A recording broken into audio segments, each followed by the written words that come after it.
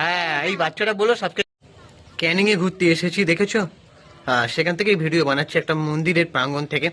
So আজকে আলোচনা করব এই টলিউডে 2025-এর কে বক্স অফিস কিং হলো। গত বছর শিবপ্রসাদ, নন্দিতাদির ছবি থেকে দেবদাস, ধূমকেতু থেকে শুরু করে অনেকগুলো সিনেমাই মোটামুটি হয়েছে। তো জিদ্দা তো আসেনি, বোম্বাদার একটা সিনেমা দেবী চৌধুরানী, সেটা ছাড়াও আমি কথা বলবো যে টলিউডের 2025-এর কে বক্স অফিস কিং হলো, মানে কে বেশি ব্যবসা দিল, কে এগিয়ে। দেখো, টলিউডে তো অনেক সিনেমাই হয়, এবারে একটা সিনেমা কতটা বক্স অফিস দিল সেটার উপরই নির্ধারণ করে এই ছবির মানে বাংলা ইন্ডাস্ট্রির মানে মানে উন্নতি এবং তার অর্থনৈতিক দিক থেকে কতটা ডেভেলপ হলো, সেগুলোই আর কি মানে নির্ধারণ করে। তো আজকে আলোচনা করব, দেখে নেওয়া যাক গত বছর আয়ের নিরিখে এগিয়েছিল কোন ছবি এবং কে আলটিমেট বক্স অফিস কিং। তোমরা চ্যানেলটাকে প্লিজ সাবস্ক্রাইব করে দাও, ভিডিওটাতে একটা লাইক দাও, পুরো ভিডিওটা স্কিপ না করে দেখো।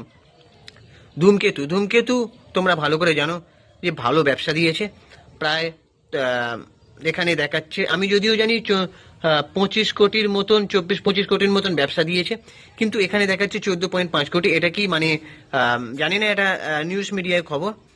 তো হ্যাঁ, এবারে রঘু ডাকাত সেকেন্ডে আছে 10 কোটি। প্রজাপতি 8 কোটি টাকা ব্যবসা করে ফেলেছে, এদিকে এখনো রানিং চলছে। একেনবাবুর বেনারসে বিবেচিকা 8.70 কোটি টাকা, আমার বস 4.5 কোটি টাকা। কোটির ঘরে রয়েছে রুক্মিণী মৈত্রের নটি বিনোদিনী, মানে বিনোদিনী, যেটি আয় করেছে 1.52 কোটি টাকা।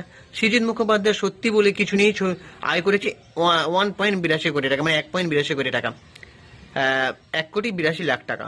এই রাত তোমার আমার বলে যে সিনেমাটা, সেটা 1,12,00,000 টাকা ইনকাম করেছে, যাতে বহুদিন পর অভিনয় করেছিলেন অপর্ণা সেন এবং অঞ্জন দত্ত।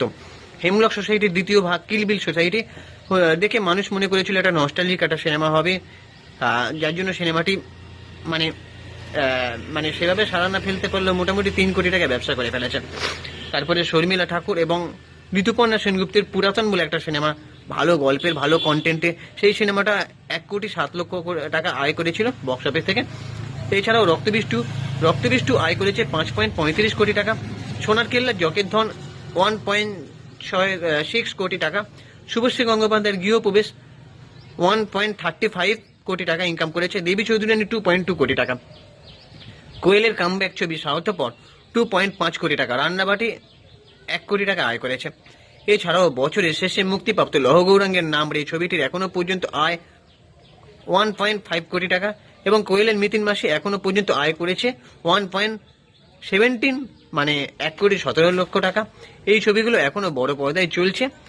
এছাড়া যে ছবিগুলো লাখের গণ্ডিতে আটকে ছিল তার মধ্যে রয়েছে মায়ানগর দুর্গাপুর জংশন, আঁড়ি, সীমান ভার্সেস শ্রীমতী, অঙ্ক কি কঠিন, চন্দ্রবিন্দু, রাস, পক্ষীরাজের ডিম, Megha Bahurup, academy of fine arts. তো এর মধ্যে অঙ্ক কি কঠিন বাচ্চাদের নিয়ে ছবি, সেটা বাজেট অনেক কম।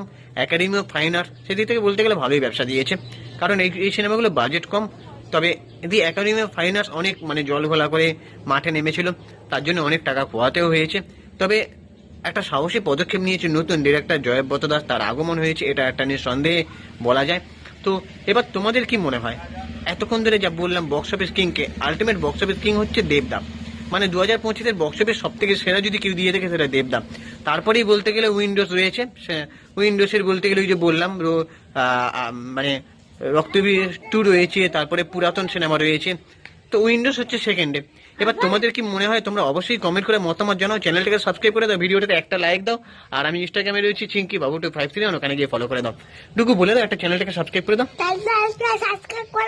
হ্যাঁ, এই বাচ্চাটা বলো সাবস্ক্রাইব করে দাও, এই তুই বলো সাবস্ক্রাইব করে দিতে, বল চ্যানেলটাকে সাবস্ক্রাইব করে দাও। টাটা।